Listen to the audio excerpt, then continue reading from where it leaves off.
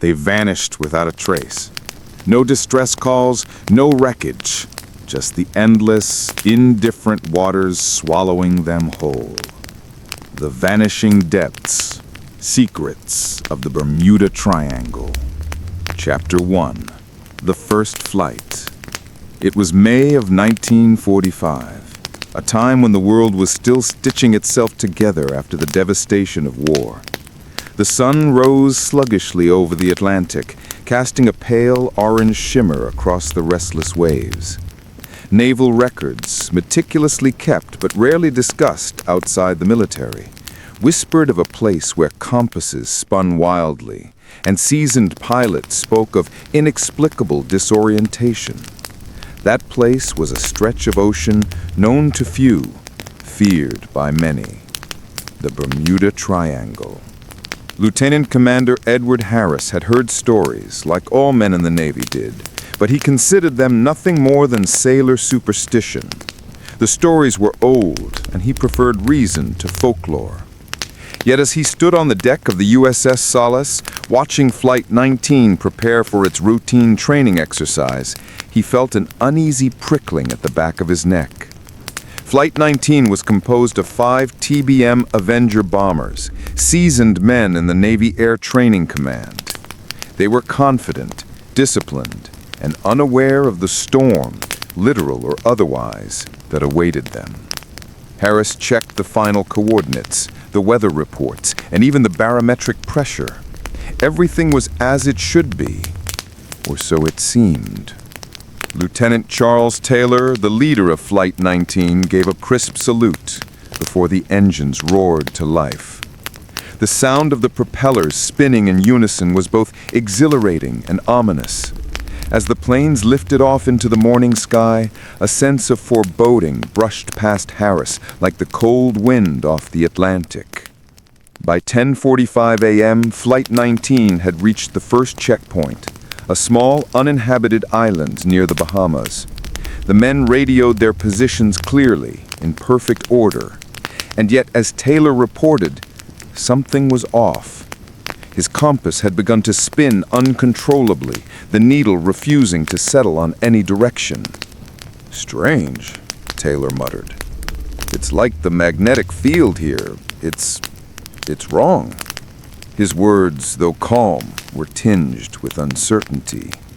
Lieutenant Cox, sitting beside him, squinted at his own compass. "Mine too. It doesn't make any sense," he replied, unease creeping into his voice. Harris, listening from the base, frowned at the radio. "Flight 19, are you experiencing any turbulence or mechanical issues?"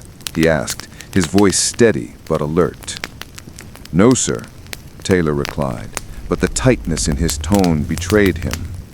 "Everything's fine mechanically, but the compass, it's useless."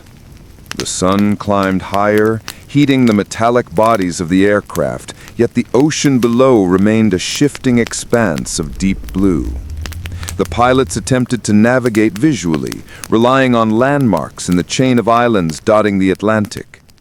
But the islands seemed to stretch and twist in ways that defied maps.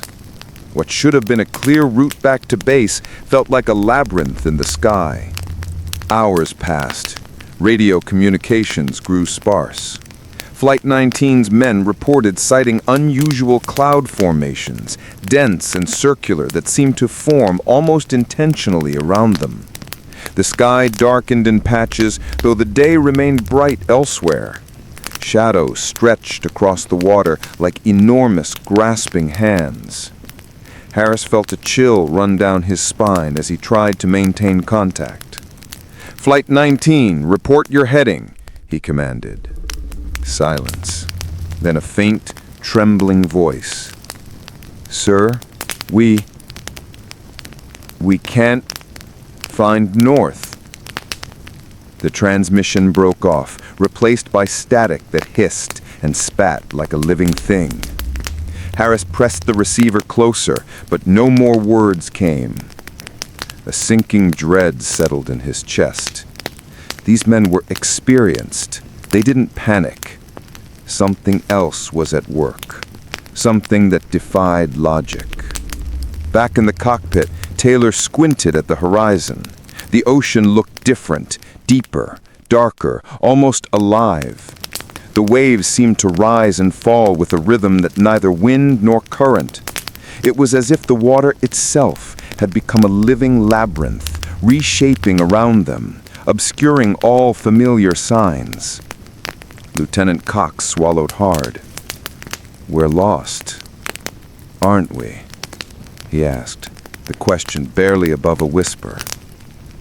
Taylor didn't answer. There was nothing to say. They were trapped in a strange, silent expanse, cut off from navigation, their instruments betraying them. The sun began to dip toward the west, the sky streaking with colors that felt unnatural, almost suffocatingly vivid. And then, as if the world itself decided to hold its breath, the radio crackled once more. "Flight 19? All stop engines. Descend." The voice was distorted, wavering, impossible to locate. Harris felt a cold knot in his stomach. The message had no origin, no signature, only the terrifying echo of men who might already be gone. Minutes stretched into an eternity. The last transmission, fragmented and incoherent, left a silence that was absolute. Below, the Atlantic moved on, indifferent. No debris, no life rafts, no trace of Flight 19 remained. Just the endless water, stretching toward infinity. Later, official reports would describe the incident in measured, cautious language. Training exercise aircraft lost, presumed crashed at sea. But in whispered conversations, sailors spoke differently. They told of compasses spinning, of cloud formations that seemed conscious, of voices that came from nowhere. They spoke of a place in the Atlantic that didn't follow the rules, a triangle whose name would grow to terrorize generations. The Bermuda Triangle. For Harris, the experience left a mark that no time could erase. Though he returned to duty, though the war continued and history marched forward, he often found himself staring at the horizon, imagining Flight 19 still out there, lost in a place that seemed alive, a place that kept its secrets jealously. Chapter 2. The Search That Never Found Them. The morning after Flight 19 vanished, the USS Solace was a hive of frantic activity. Radios crackled constantly. Officers scribbled coordinates, and sailors hurried to prepare rescue operations. Every man aboard felt the weight of uncertainty pressing down on them. The ocean that had swallowed Flight 19 seemed calm now, almost mocking in its tranquility, as if nothing had happened at all. Lieutenant Commander Harris stood on the deck, staring out over the same endless waters where the planes had disappeared. The sun rose in a cloudless sky, but Harris couldn't shake the feeling that the ocean was hiding something that defied logic, reason, and even the rules of physics as he knew them. A small squadron of ships and planes was dispatched immediately, a coordinated effort spanning hundreds of miles. The Navy called it a search and rescue operation, but for Harris and many of the officers, it felt more like a futile attempt to reach into a void that did not want to be touched. As the planes took off, a young ensign named Walter Green, just weeks into his first posting, turned to Harris. "Sir, do you really think we'll find them?" he asked, his voice tense. Harris shook his head, trying to appear calm. "We'll do everything we can, Ensign, but sometimes the sea doesn't give up its secrets so easily." the search team scoured islands, cays, and open waters, flying in overlapping grids. They dipped lower, scanning the waves for debris, wreckage, or any sign of the missing bombers. Days passed, and nothing emerged. No life rafts, no pieces of plane, no radio messages. Only the vast, unbroken expanse of deep blue. It was during this search that the first reports of strange anomalies began trickling in. One pilot, looking down from several thousand feet, swore he saw water shimmer in unnatural patterns, almost like ripples forming concentric circles without wind or current. Another described cloud formations that seemed to follow the planes, shifting unnaturally as though they were alive, reacting to human movement. Harris listened to these reports, jotting down notes with growing unease. He wanted to dismiss them, to chalk them up to stress, fatigue, or imagination, but the sheer number of independent accounts made skepticism harder to maintain. Something about this area of the Atlantic was different. On the fifth day, a Navy blimp flying a reconnaissance pattern radioed a chilling message.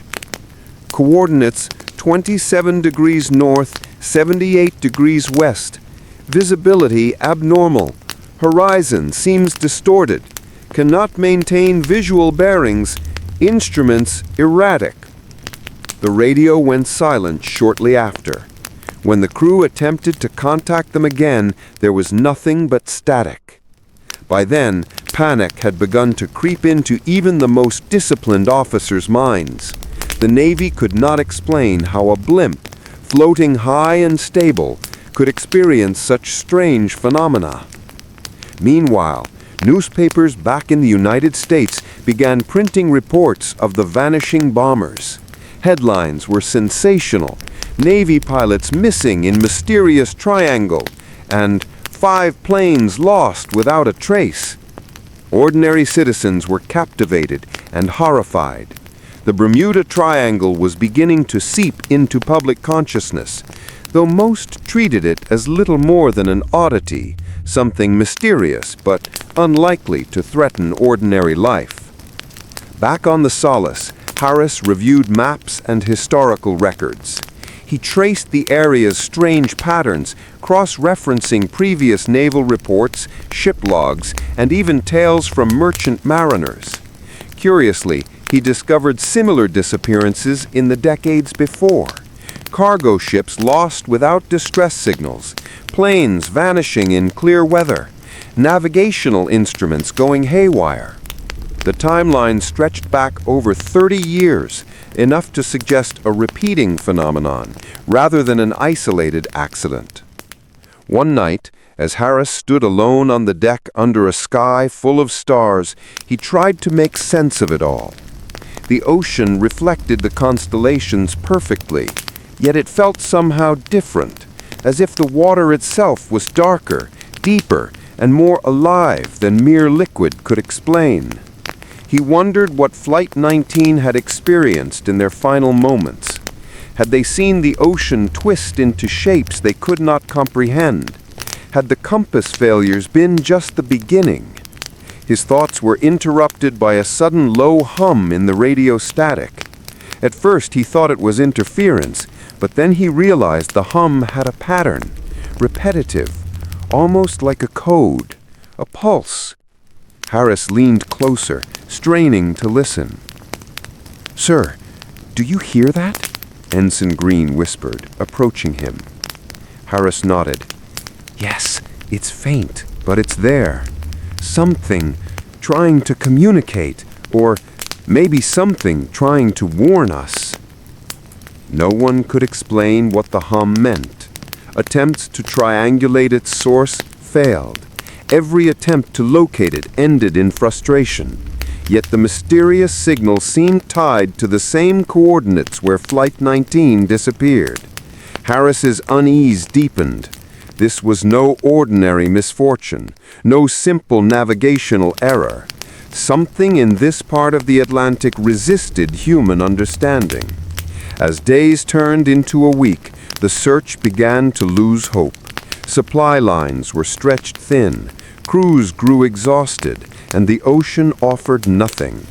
Eventually, the Navy made the painful decision to call off the search officially, leaving a gaping void in history. Flight 19 was never recovered. No trace remained. But the story did not end there. Reports of strange occurrences persisted. Merchant ships sailing nearby reported sudden compass malfunctions, unexplainable fogs, and eerie low-frequency hums echoing across the waves. Some claimed to see lights moving beneath the water, moving with deliberate intelligence, far from any known currents. Tales of vanishing vessels spread quietly among sailors, whispered in hushed tones during long nights at sea. Harris returned to his cabin and stared at a blank page in his journal.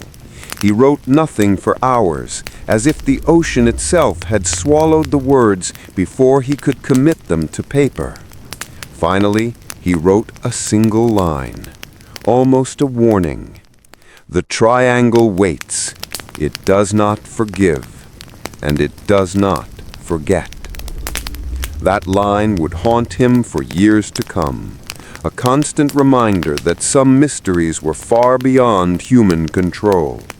Flight 19 was gone, and with it, the first chapter of the Bermuda Triangle's dark history had been sealed. But the triangle was far from finished, and somewhere, beneath the calm blue surface, the triangle continued to watch, silently, waiting for the next unwary traveler. Chapter 3. The Machine Beneath the Earth. Months passed since Flight 19 vanished, yet the Bermuda Triangle continued to haunt the minds of naval officers, scientists, and historians alike. Lieutenant Commander Harris, now reassigned to desk duty in Norfolk, pored over archives, flight logs, and maritime records. The more he investigated, the more unsettling the patterns became. Disappearances were not random. They had dates, coordinates, and circumstances that suggested something in the triangle itself was orchestrating events, something that defied human understanding. Harris stumbled across the case of the USS Cyclops, a massive Navy cargo ship that vanished in 1918 with over 300 men aboard. No distress calls, no wreckage, just a ship that disappeared into the ocean as if the water had swallowed it whole. There were hundreds of similar cases, stretching back decades. Small fishing vessels, commercial ships, military planes, all gone without a trace. A letter from a retired mariner caught his attention. The man wrote of strange currents that moved against nature and waters that sang. Harris reread it slowly. Could water, so passive, so indifferent, actually behave in ways that defied physics? Could something beneath the ocean's surface be influencing the world above? Harris was drawn to the theory of a machine beneath the earth, a concept once whispered by engineers and scientists in speculative reports. They suggested that pockets of intense magnetism, perhaps powered by natural gas or unknown geological phenomena, could warp instruments, generate strong electromagnetic fields, and even create vortices capable of swallowing vessels. The idea sounded preposterous, yet every report from Flight 19, the Cyclops, and countless merchant ships hinted at forces beyond comprehension. By November, Harris secured permission for a naval survey expedition. Advanced sonar equipment, magnetic sensors, and deep-sea cameras were deployed. The team's goal was simple: map the ocean floor beneath the triangle and discover anomalies that might explain the disappearances.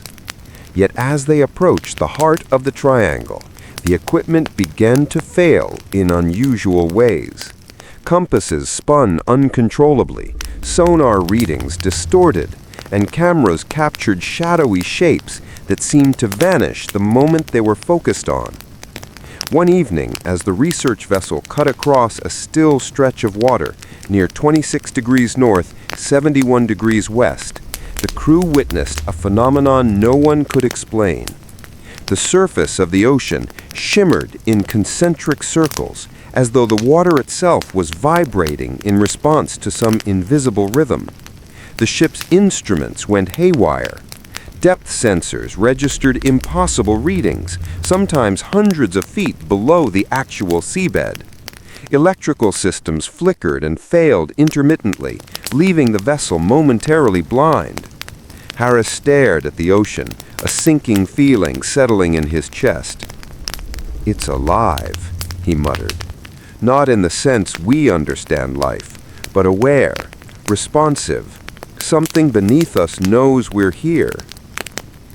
The following day, the crew discovered strange metal fragments embedded in the seabed. They were unrecognizable alloys, twisted into intricate, machine-like forms. No corrosion, no natural erosion. Harris theorized that these could be remnants of an ancient underwater structure, perhaps the machine mariners had long speculated about. The fragments defied conventional explanation, as if manufactured by some unknown intelligence, either natural or otherwise. News of the discovery remained classified, but rumors spread among naval circles. Some officers whispered that the Bermuda Triangle was not a place, but a threshold, where the normal rules of reality bent, and where the ocean itself was both gatekeeper and predator. Even on land, the triangle's influence seemed to ripple outward. Air traffic logs showed planes vanishing without distress signals. Ships reported strange fogs that rose without explanation, and compasses on nearby islands became erratic. Survivors, few as they were, described sudden disorientation, strange lights beneath the water, and a sense of time behaving differently. One sailor swore that hours in the triangle could stretch into days, while days outside it passed normally. Harris began documenting patterns. He plotted every disappearance, every anomaly, every report of unusual phenomena. The map grew frighteningly clear, a geometric shape, a triangle, emerging across the Atlantic with terrifying precision.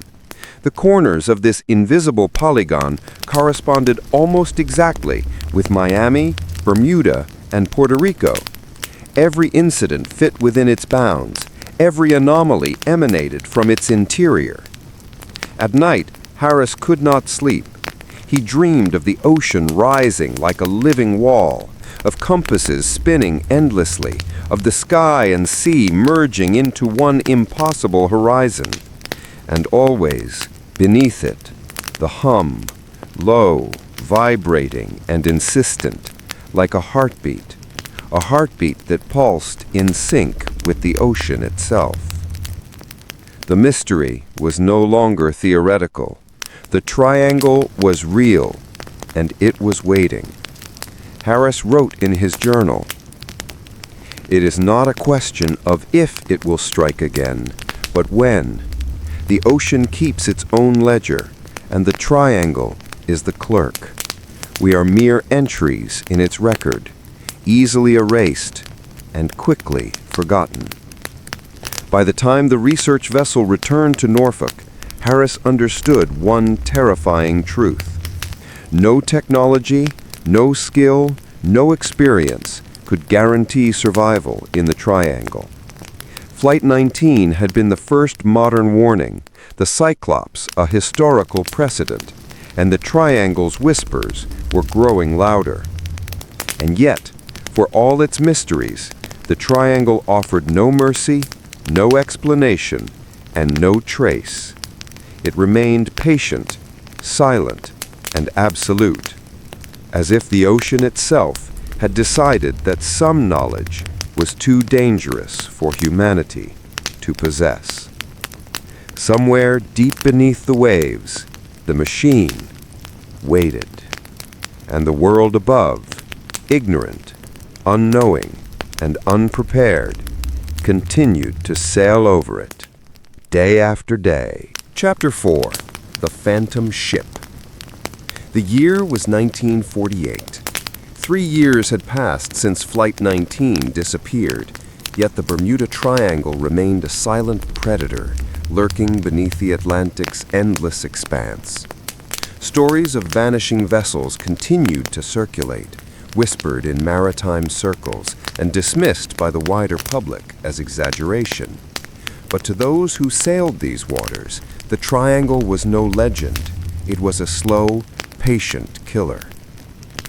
The USS Cumberland, a medium-sized cargo vessel, departed from Miami bound for Puerto Rico. Captain Samuel Blake, a veteran mariner with over 20 years of experience, commanded the ship. He was a practical man, skeptical of superstition and dismissive of the old stories. But even as the Cumberland sailed into the triangle, a shadow of unease settled over the crew. By the second day, the ocean began to behave strangely. Currents seemed to shift unpredictably. Waves formed against the wind, rising unnaturally, then flattening as if controlled by some invisible hand. Compasses spun erratically, and the radio, which had functioned perfectly until then, emitted only static and faint, low-frequency humming. First Mate Donovan approached Captain Blake. "Sir, the compasses are going haywire, and the instruments are off. It's like nothing I've ever seen." Blake frowned. He had always relied on instruments over intuition, but even he could not deny the impossibility of what he saw. "Keep a log of everything," he instructed, his voice tight. "We'll proceed carefully, and nothing will go wrong." Hours passed. As night fell, a dense fog enveloped the ship, unnatural in its abruptness. It was thick, cold, and smelled faintly of salt and decay. The crew reported hearing distant, echoing sounds, like a horn far off, but impossibly close. Blake insisted it was foghorns from another vessel, yet no other ships were reported in the area. Suddenly, a sailor on the lookout shouted, "Lights! Starboard side! Something's moving below the waterline!" Blake rushed to the deck, squinting through the fog. The water glimmered with a phosphorescent glow, tracing the outline of a massive shape just beneath the surface. It moved in deliberate, fluid motions, but its size and form were impossible to determine. The crew froze. Fear had replaced skepticism. The radio hummed again, cutting through the night, and then a voice, faint and broken, called out, "Help! Trapped! Can't escape!" The words were distorted, yet familiar.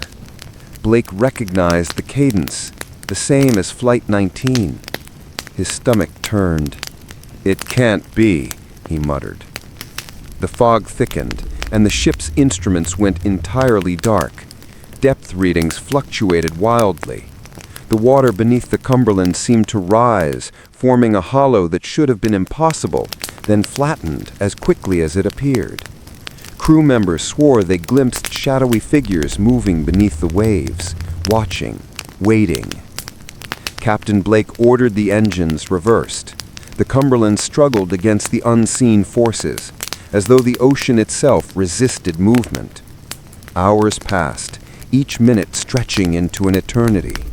Some sailors claimed the stars had disappeared from the sky, replaced by a dark void. Time felt distorted, as though the triangle bent reality itself. By morning, the fog lifted. The ocean returned to a calm, normal state. Instruments functioned, and the sun rose over a horizon that looked deceptively ordinary. But the Cumberland was miles off course, in coordinates no one could explain. And worse, the ship's log, meticulously maintained, showed gaps, hours missing, unaccounted for. No one spoke of the glowing shapes, the phantom voices, or the eerie fog, but in whispered conversations, the crew admitted the truth. The triangle had reached out to them, and they had barely escaped. When they returned to port, authorities were skeptical. Instruments could fail, compasses could spin, currents could shift. But Blake knew, and he would never forget. Something beneath the Atlantic waited patiently. Something alive, intelligent, and indifferent to human life.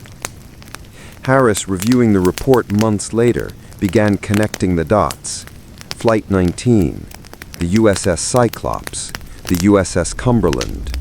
Each incident formed a pattern, a geometric corridor of disappearance. Each ship, every plane, every anomaly pointed to the same conclusion. The Bermuda Triangle was a predator that observed, calculated, and claimed its victims. Harris wrote in his journal, now growing thick with notes and charts. The triangle is not merely a location, it is a force, ancient and deliberate. Those who enter it vanish, as if swallowed by the earth itself, and the world, for all its knowledge, is powerless to intervene. As night fell over Norfolk, Harris stared at the Atlantic on the map before him. The triangle's corners glimmered faintly on the charts, as if aware of his scrutiny. Somewhere, far below, the ocean waited, and the world above continued its ignorance, blissful and unknowing. The Bermuda Triangle was patient, always patient. Chapter 5. The Final Flight Path. By 1952, the Bermuda Triangle had gained a reputation that extended far beyond naval circles. Newspapers occasionally ran sensational stories, but official reports remained restrained, careful to avoid panic. For Lieutenant Commander Harris, the triangle was no longer a story. It was a tangible, methodical force, something that had carved its own history into the Atlantic, claiming planes, ships, and lives with terrifying precision. A new disappearance added to the triangle's dark ledger.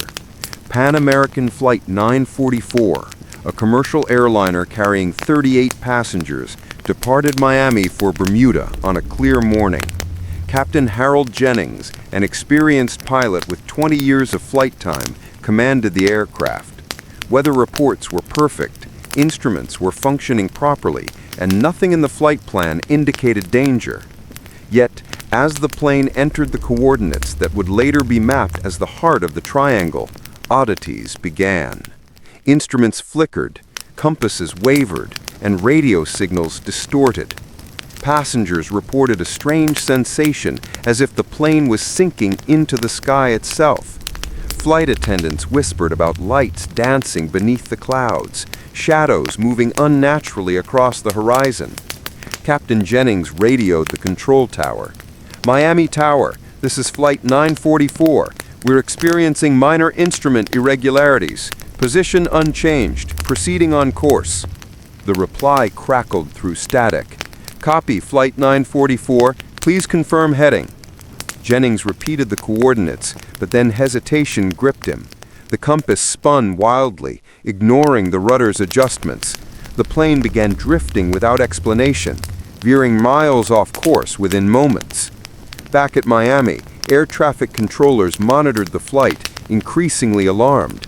The radar showed an unusual blip, Flight 944 moving erratically, sometimes vanishing from the screen entirely. Control tower operators reported the blip reappearing in locations that made no geographical sense, as if the plane was hopping through the sky, skipping miles of airspace in seconds. On board, passengers grew anxious. The cabin lights flickered.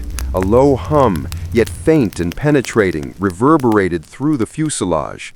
Some passengers described it as a heartbeat, synchronized with the plane's sudden jolts. Crew members checked engines and electronics repeatedly, but nothing explained the irregularities. Jennings tried to maintain composure. "Stay calm," he told the crew. "We'll reach Bermuda shortly." But even he knew the flight path had become meaningless. North, south, east, west, all directions seemed arbitrary. The Atlantic stretched infinitely below, shifting subtly, almost alive. Then, without warning, the radio transmitted a strange message, unlike any they had ever heard. "Do not follow the currents." The words were broken, distorted, and untraceable, emanating from no known source. The passengers exchanged fearful glances. Jennings tried to respond, but the microphone produced only static. Every attempt to regain contact failed. Flight 944 was disappearing, piece by piece, from both radar and reality. Within an hour, the plane was gone. Radar screens showed only a blip fading into nothingness, and Miami Towers personnel recorded a final chilling note. Flight 944, missing, no distress call, coordinates unknown, aircraft presumed lost. The Bermuda Triangle had struck again. Harris reviewed the incident in his Norfolk office, now surrounded by decades of reports, charts, and testimonies.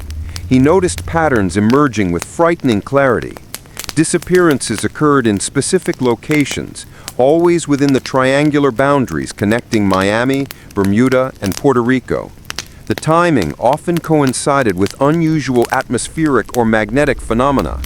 Compasses failed, time seemed to distort, and every case, Flight 19, the USS Cyclops, the USS Cumberland, and now Flight 944, fit into a precise geometric alignment. Harris began theorizing that the triangle was not random. It operated according to its own logic, one that humans could only partially perceive. It was as if the ocean itself, combined with invisible forces, magnetism, pressure anomalies, and possibly unknown natural or artificial phenomena, created a trap. Those who entered could not navigate using conventional methods, their instruments betraying them, their minds and machines rendered unreliable. His research extended to unusual phenomena reported in the triangle over the centuries. Sailors described sudden whirlpools appearing in calm seas. Pilots recounted cloud formations that shifted impossibly, funneling aircraft into disorientation. Ships reported fogs that muted sound and light, creating an artificial vacuum of perception. Even birds and marine life acted strangely in the area, avoiding its core as if sensing an invisible danger. The more Harris studied, the more the triangle seemed less like a location and more like an entity, a sentient anomaly that bent the rules of physics and reality to suit its inscrutable purpose. Flight 944 had been another warning, a demonstration that the triangle could now claim modern aircraft just as easily as naval bombers decades earlier. He reached out to a few trusted colleagues in meteorology and oceanography. They conducted simulations, testing magnetic field anomalies, undersea currents, and vortex patterns. Yet nothing fully explained the disappearances. The triangle's behavior was too precise, too deliberate, and too consistent to be mere coincidence. Meanwhile, back at Miami Airport, families of Flight 944's passengers demanded answers, but authorities offered only standard reassurances: mechanical failure, pilot error, or sudden weather phenomena. No one mentioned the Bermuda Triangle. The name was whispered only among veterans, sailors, and researchers, as if acknowledging it aloud gave it power. Harris continued to document, plotting each incident with painstaking care. He drew lines connecting coordinates, dates, and environmental anomalies. Slowly, a shape emerged, a precise, perfect triangle that pulsed almost like a living heart on his maps, and at the center, the greatest concentration of disappearances. One night, as Harris stared at the maps, he realized the terrifying implication. The triangle was not static. Its patterns shifted subtly over decades, expanding and contracting, yet always retaining its precise precision. It was alive, evolving, calculating. Those who entered its bounds were never truly lost by accident. They were claimed, recorded, and erased according to rules no human mind could comprehend. Harris wrote in his journal, the pen trembling, "We are insignificant in the face of this force. Flight 19, the Cyclops, the Cumberland, Flight 944, they are not victims of chance. They are examples, warnings. The triangle is patient, deliberate, and eternal, and it waits, silently, for the next unwary traveler." Outside his window, the Atlantic stretched in a calm, ordinary expanse. Ships sailed above. Planes traversed the skies, unaware of Harris's research. Yet Harris knew its truth. For those who entered, navigation was meaningless, technology was useless, and survival was uncertain. And somewhere beneath miles of ocean, the heartbeat continued. Slow, measured, relentless. The Bermuda Triangle was no longer just a legend. It was a history of disappearance, a ledger of the lost, and a silent, patient force that reminded the world of its fragility. Harris closed his journal and stared at the maps one last time. The pulse at the triangle's center seemed almost tangible. The world above carried on in ignorance, and beneath, the triangle waited. Chapter 6. Signals from the Depths. By the late 1950s, the Bermuda Triangle had become an unspoken terror in the minds of sailors, pilots, and naval officers. Official records were sparse, carefully sanitized, yet whispered accounts painted a far darker picture. Flight 19, the Cyclops, the Cumberland, and Flight 944 were only the beginning. Harris had collected dozens of reports, each stranger than the last. Planes vanishing mid-flight, ships disappearing without a trace, compasses spinning wildly, instruments failing inexplicably. The triangle was no longer an anomaly. It was an active, evolving force, one that monitored and responded to intrusions. It seemed capable of creating illusions, distorting time and space, and manipulating human perception. Flight 19 had vanished decades earlier, yet the triangle had not changed. Its methods had merely adapted to new technology, claiming modern aircraft with the same efficiency as ships from the previous century. By 1960, reports of strange sightings had spread beyond the Navy. Fishermen, commercial pilots, and merchant mariners described unexplainable lights beneath the water, often shifting in intelligent patterns. Compasses spun violently, radio signals distorted. Some claimed to see shadowy shapes moving just below the waves, vast and deliberate, as if observing human activity from below. One pilot, flying a small reconnaissance mission near Bermuda, reported an unusual phenomenon. The horizon appeared to bend upward, forming a circular, dome-like effect. Instruments failed completely. He later recounted that the air itself seemed heavy, almost viscous, pressing against the plane. Time, he claimed, felt distorted. Minutes stretched into what felt like hours. By the time he returned to base, only 20 minutes had passed. Harris studied these accounts meticulously. He began connecting them with geological studies of the seafloor beneath the triangle. Submerged ridges, deep trenches, and pockets of highly magnetic mineral deposits formed irregular patterns. But the anomalies alone could not account for the coordinated disappearance of entire vessels and aircraft. There seemed to be a force at work, one capable of intelligence, patience, and precise execution. In August 1961, another incident added to the Triangle's legend.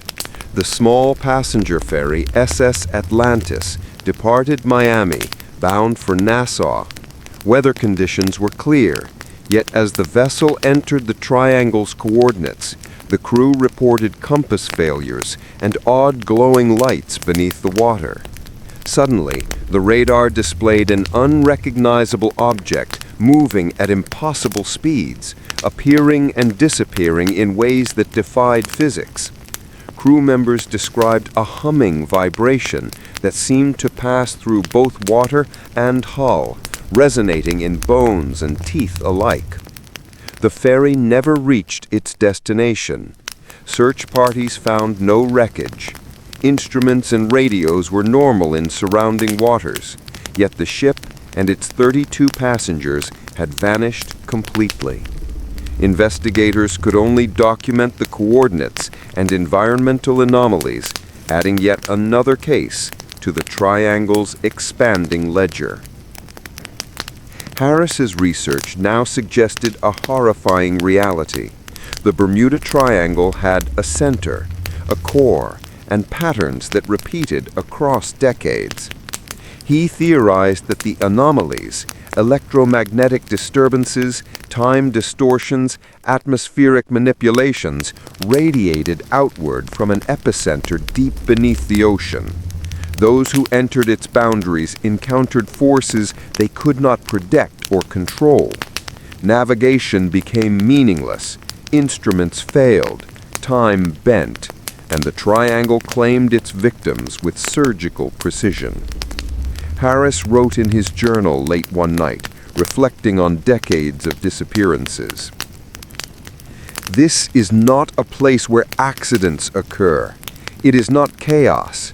It is deliberate, patient, and intelligent in its unpredictability. The Triangle observes, waits, and decides. Flight 19, the Cyclops, the Cumberland, and Flight 944 are not isolated. They are patterns, lessons, and warnings." By now, the Bermuda Triangle had grown into a modern enigma. The world above carried on, oblivious. Ships traversed the Atlantic daily, planes crossed the skies, and ordinary travelers remained unaware of the silent predator beneath. Yet for Harris and the few who studied it carefully, the truth was inescapable. The Triangle was alive, adaptive, and deliberate, and it would continue to claim the unprepared, the unwary, and the curious. The final hours of research that night were spent reviewing sonar maps, magnetic readings, and historical charts. Harris marked the Triangle's approximate boundaries with a red pencil, the line forming a perfect geometric figure on the paper. At the center, deep beneath the Atlantic, anomalies radiated like ripples from a single point. He could almost feel the weight of the ocean pressing down, indifferent yet deliberate, as if aware of his scrutiny. Harris closed his notebook and stared at the Atlantic on the map. The calm waters outside his window seemed ordinary, almost mundane, but he knew better. The Triangle's influence was invisible yet undeniable, subtle yet deadly. And somewhere beneath miles of ocean, the heartbeat continued, slow, steady, patient, and absolute. The Bermuda Triangle waited, and it would never stop. Chapter 6: Signals from the Depths. By the late 1950s, the Bermuda Triangle had become an unspoken terror in the minds of sailors, pilots, and naval officers. Official records were sparse, carefully sanitized, yet whispered accounts painted a far darker picture. Flight 19, the Cyclops, the Cumberland, and Flight 944 were only the beginning. Harris had collected dozens of reports, each stranger than the last. Planes vanishing mid-flight, ships disappearing without a trace, compasses spinning wildly, instruments failing inexplicably. The triangle was no longer an anomaly. It was an active, evolving force, one that monitored and responded to intrusions. It seemed capable of creating illusions, distorting time and space, and manipulating human perception. Flight 19 had vanished decades earlier, yet the triangle had not changed. Its methods had merely adapted to new technology, claiming modern aircraft with the same efficiency as ships from the previous century. By 1960, reports of strange sightings had spread beyond the Navy. Fishermen, commercial pilots, and merchant mariners described unexplainable lights beneath the water, often shifting in intelligent patterns. Compasses spun violently, radio signals distorted. Some claimed to see shadowy shapes moving just below the waves, vast and deliberate, as if observing human activity from below. One pilot, flying a small reconnaissance mission near Bermuda, reported an unusual phenomenon. The horizon appeared to bend upward, forming a circular, dome-like effect. Instruments failed completely.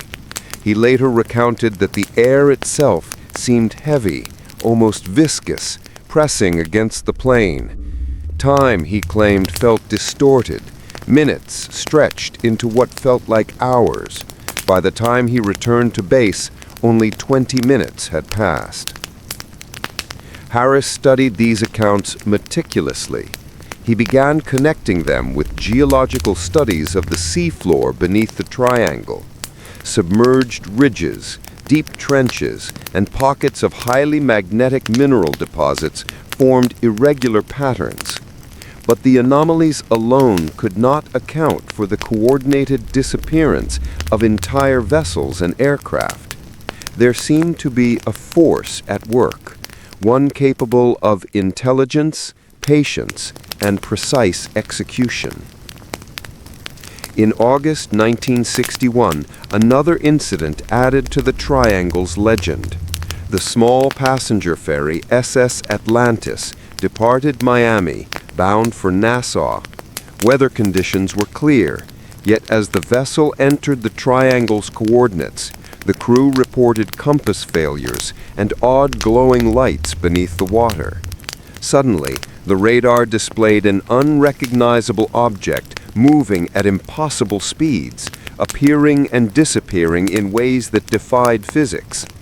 Crew members described a humming vibration that seemed to pass through both water and hull, resonating in bones and teeth alike. The ferry never reached its destination. Search parties found no wreckage. Instruments and radios were normal in surrounding waters, yet the ship and its 32 passengers had vanished completely. Investigators could only document the coordinates and environmental anomalies, adding yet another case to the triangle's expanding ledger. Harris's research now suggested a horrifying reality. The Bermuda Triangle had a center, a core, and patterns that repeated across decades. He theorized that the anomalies, electromagnetic disturbances, time distortions, atmospheric manipulations, radiated outward from an epicenter deep beneath the ocean. Those who entered its boundaries encountered forces they could not predict or control. Navigation became meaningless, instruments failed, time bent, and the triangle claimed its victims with surgical precision. Harris wrote in his journal late one night, reflecting on decades of disappearances. This is not a place where accidents occur. It is not chaos. It is deliberate, patient, and intelligent in its unpredictability. The triangle observes, waits, and decides. Flight 19, the Cyclops, the Cumberland, and Flight 944 are not isolated. They are patterns, lessons, and warnings. By now, the Bermuda Triangle had grown into a modern enigma. The world above carried on, oblivious. Ships traversed the Atlantic daily. Planes crossed the skies, and ordinary travelers remained unaware of the silent predator beneath. Yet for Harris and the few who studied it carefully, the truth was inescapable. The triangle was alive, adaptive, and deliberate, and it would continue to claim the unprepared, the unwary, and the curious. The final hours of research that night were spent reviewing sonar maps, magnetic readings, and historical charts.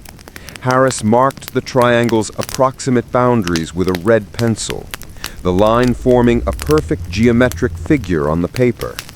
At the center, deep beneath the Atlantic, anomalies radiated like ripples from a single point. He could almost feel the weight of the ocean pressing down, indifferent yet deliberate, as if aware of his scrutiny. Harris closed his notebook and stared at the Atlantic on the map. The calm waters outside his window seemed ordinary, almost mundane, but he knew better. The triangle's influence was invisible, yet undeniable, subtle, yet deadly. And somewhere beneath miles of ocean, the heartbeat continued, slow, steady, patient, and absolute. The Bermuda Triangle waited, and it would never stop.